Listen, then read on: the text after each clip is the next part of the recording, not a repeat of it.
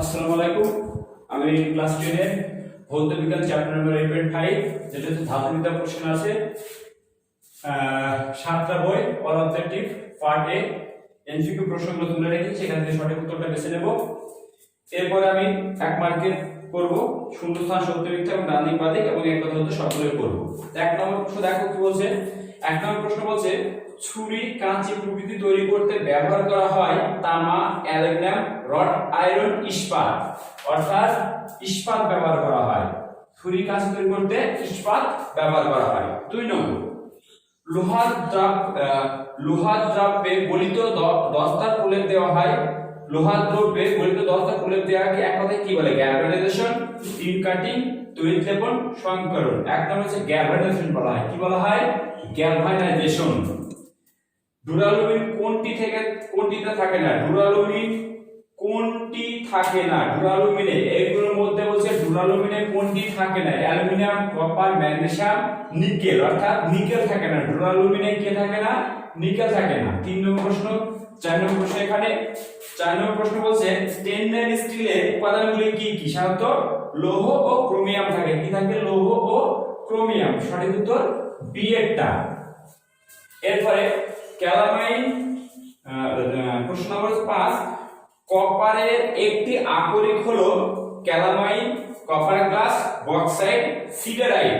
অর্থাৎ copper glass. Copper glass হচ্ছে কি?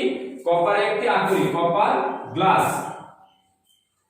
6 নম্বর প্রশ্ন থার্মিক পদ্ধতিতে বিজারক হিসেবে ব্যবহার করা হয় কার্বন, আয়রন, কপার, অ্যালুমিনিয়াম। অ্যালুমিনিয়ামকে বিজারক হিসেবে ব্যবহার করা হয়। থার্মিক পদ্ধতিতে অ্যালুমিনিয়ামকে বিজারক হিসেবে ব্যবহার করা হয়।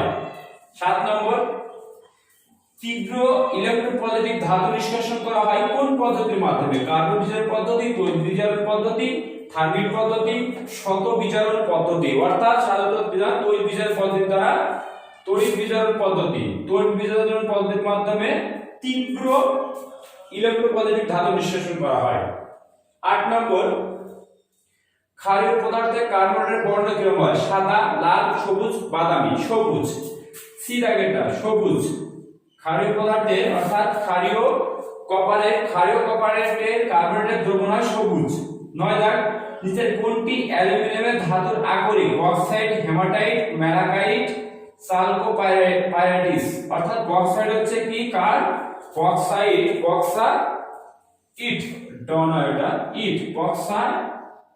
বক্সাইট এটা ভাষায় একটা বক্সাইট। এর আগে একটা বক্সাইট হচ্ছে অ্যালুমিনিয়ামের একটা আকরিক।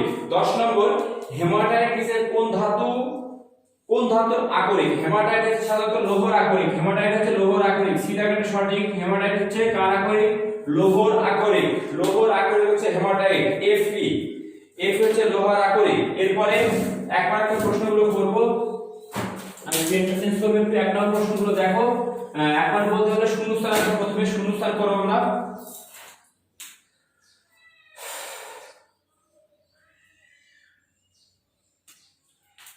শূন্যস্থানগুলো দেখতে থাকো, এটা ভালো করে দেখবে।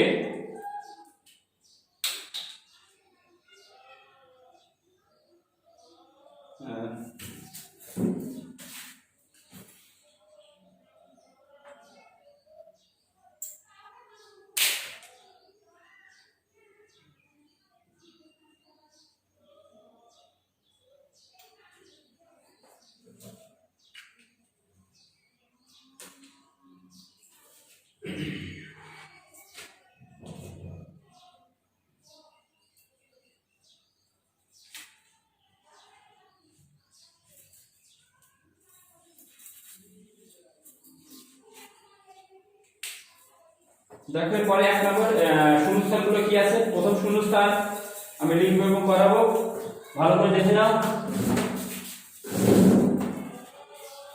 মুছে দিচ্ছি। এমসিকিউ গেল, এবার শূন্যস্থান পূরণ।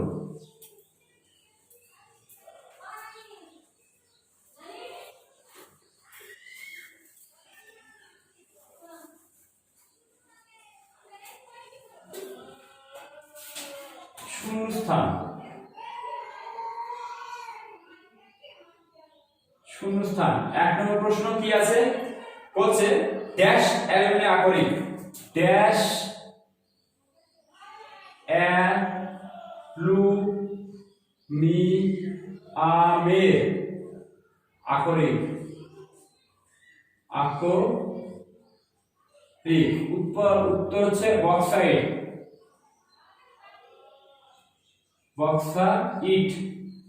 বক্সাইট হচ্ছে অ্যালুমিনিয়ামের আকরিক।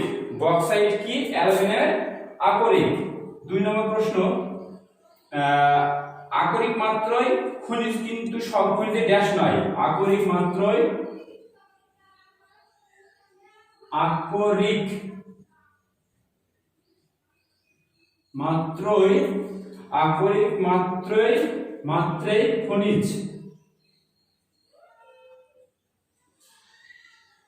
খনিজ, কিন্তু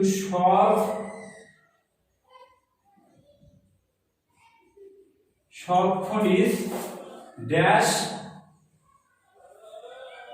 নয়, আকরিক নয়, আকরিক নয়। 3 নম্বর শূন্যস্থান কি বলছে? জাহাজের ভগ্নাংশ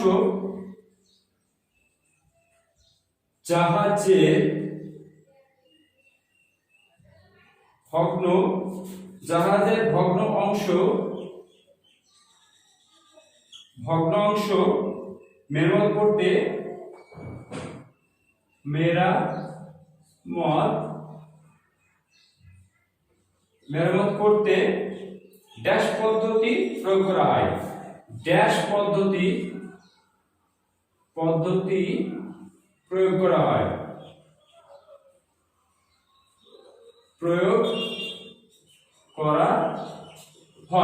অর্থাৎ থার্মিট পদ্ধতি। কি বলে? থার্মিট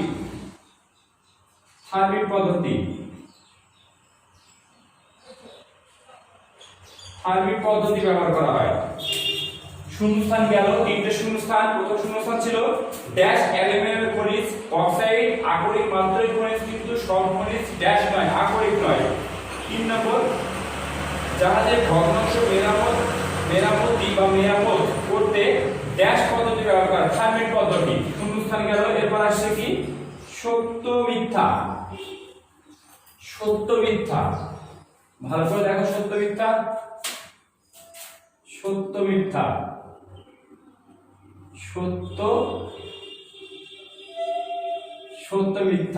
1 নম্বর প্রশ্ন বলছে জিঙ্ক কার্বনেটের সংকেত। জিঙ্ক কার্বনেটের সংকেত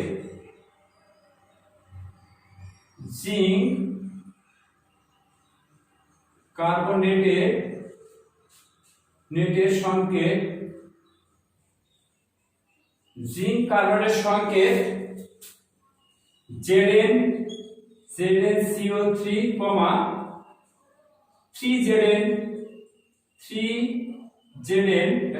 3Zn OH2। উত্তর হচ্ছে সত্য। কি? সত্য। 2 দাগের প্রশ্ন। 2 দাগের ঠিক বলছে, দেখো সোডিয়াম ক্যালসিয়াম ধাতুর কার্বনিজের পদ্ধতিতে নিষ্কাশন করা যায় না। সোডিয়াম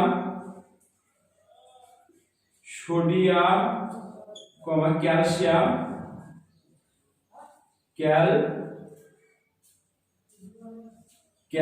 সোডিয়াম ক্যালসিয়াম, তারপর শব্দের বিষয় না, তারপর সোডিয়াম ক্যালসিয়াম ধাতুকে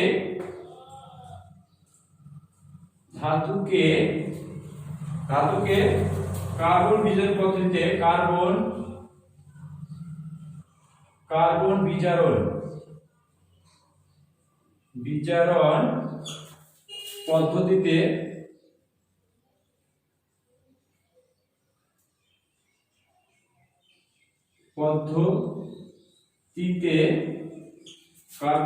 পদ্ধতিতে নিষ্কাশন করা যায় না। নিষ্কাশন করা যায় না। উত্তর হবে কি?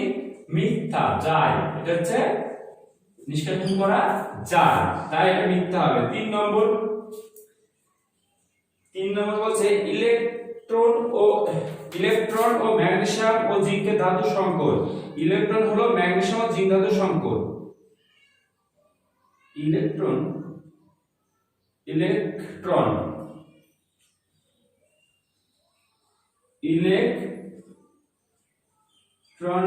ইলেকট্রন হলো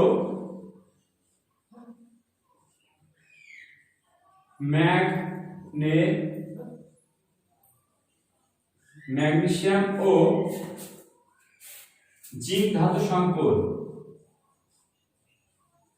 জিঙ্ক ধাতুর সংকর। উত্তর ইলেকট্রন জিঙ্ক ধাতুর সংকর। ম্যাগনেসিয়াম, হ্যাঁ ইলেকট্রন ম্যাগনেসিয়াম জিঙ্ক সত্য। কি হবে? সত্য। অর্থাৎ সত্য মিথ্যা করা যাচ্ছে। তিনটে সত্য মিথ্যা শেষ করলাম। এবার এক কথা যেগুলো আছে সেগুলো শেষ করব। এক কথায় দেখে ভালো করে।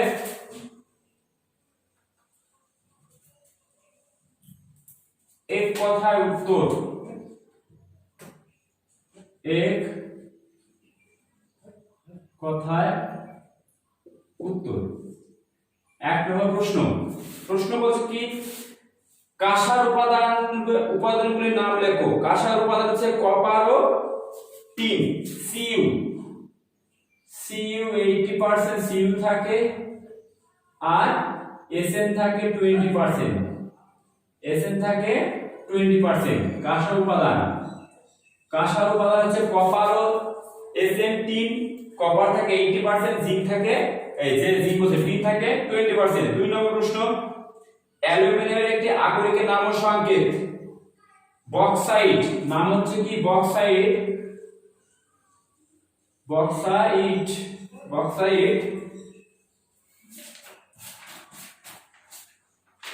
অ্যালুমিনিয়ামের একটি আকরিক হচ্ছে কি? বক্সাইট।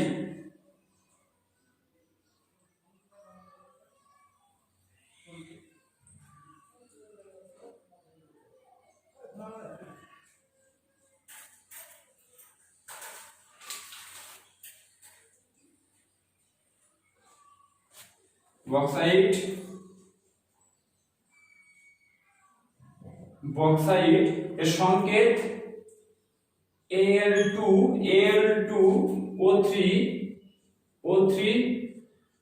এবং থাকছে তার সঙ্গে 2 অণু জল, 2H2O, 2 অণু জল।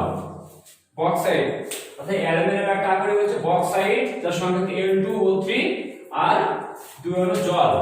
3 নম্বর প্রশ্ন বলছে, ক্যালামাইন কোন ধাতুর আকরিক? জিঙ্ক ধাতুর আকরিক হচ্ছে ক্যালামাইন। Zinc Zn। 4 নম্বর প্রশ্ন বলছে, গাঢ় কপার সালফেট দ্রবণে লোহার দণ্ড ডুবলে কোন ধাতু অধঃক্ষেপণ হয়? Cu copper.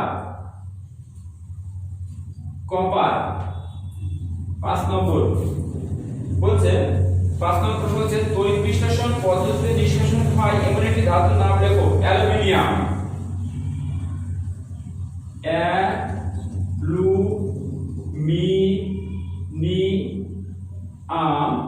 সংকেত L।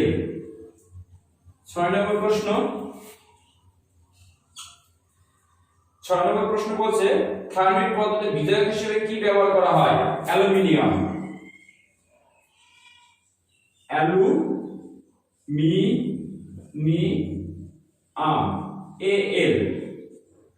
7 নম্বর বলছে, জলের মধ্যে কোন আয়নের উপস্থিতিতে মরচে ধারাকে তত্ত্বায়িত করে? ক্লোরাইড আয়ন Cl- ক্লোরাইড, কয়লায়কার ক্লোরাইড আয়ন Cl-। 8 নম্বর প্রশ্ন বলছে, তামার উপর সবুজ বর্ণের যে আস্তরণ পড়ে সেটি কি? ক্ষারীয় কপার সালফেট। ক্ষারীয়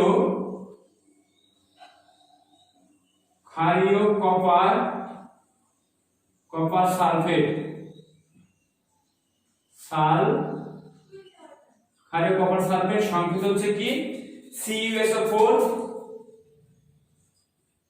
CuSO4 আর তার সঙ্গে থাকবে হচ্ছে কি 2Cu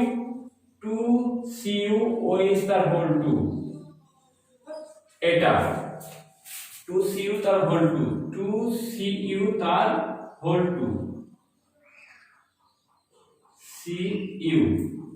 এটা উত্তর। এক মার্কের শেষ। এবার বাম পক্ষ ডান পক্ষ ভালো করে দেখে নাও। বাম পক্ষ ডান পক্ষ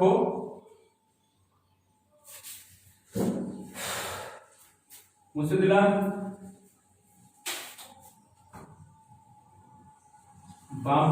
বাম স্তম্ভ ডান স্তম্ভ,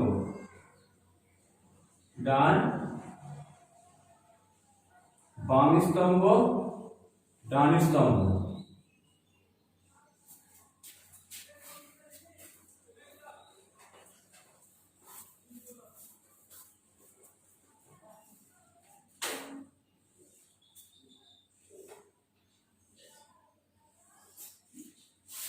দেখো ছোট হাতের অ্যালগাম বা অ্যামালগাম,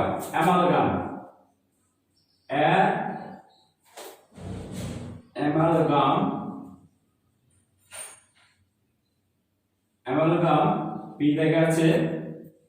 থার্মিট পদ্ধতিতে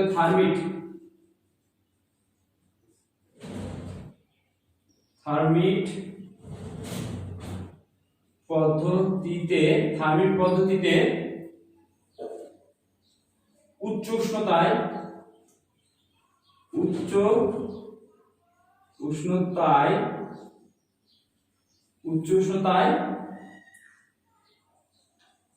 Fe2O3 কে বিজারণ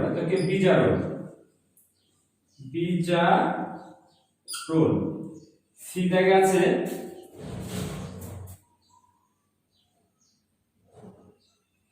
কার্বন বিজারণ পদ্ধতি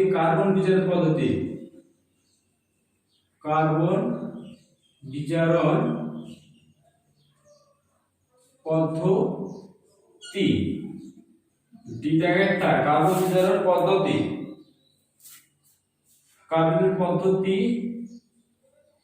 প্রস্তুত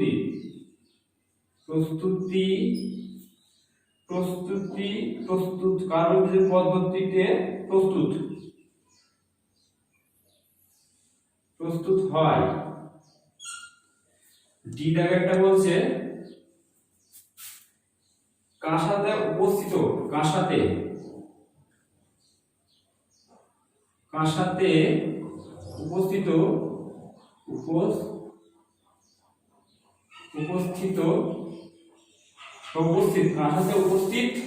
ব্যাস সঠিক উত্তর করব। অ্যামালগাম হচ্ছে কি অ্যাকচুয়ালি সোডিয়াম, এটা হচ্ছে কয় নম্বর 2 নম্বর Na/Hg। তারপর হচ্ছে থার্মিট পদ্ধতি নিষ্কাশন করা হয় অ্যালুমিনিয়াম, 1 নম্বর অ্যালুমিনিয়াম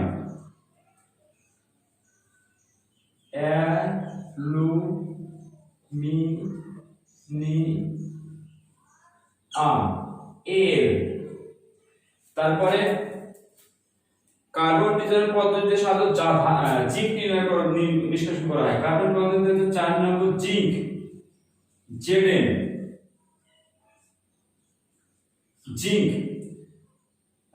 থাকে 3 নম্বর পড়ে। 3 নম্বর হচ্ছে কি কাঁসাতে উপাদান আছে টিন, Sn বা টিন। বাস বাম পক্ষ ডান পক্ষ শেষ। এই চ্যাপ্টার এখানে শেষ। একবার বলছি অ্যামালগাম হচ্ছে কি Na/Hg থার্মিট পদ্ধতিতে উচ্চ উষ্ণতায় Fe2O3 কে বিজারিত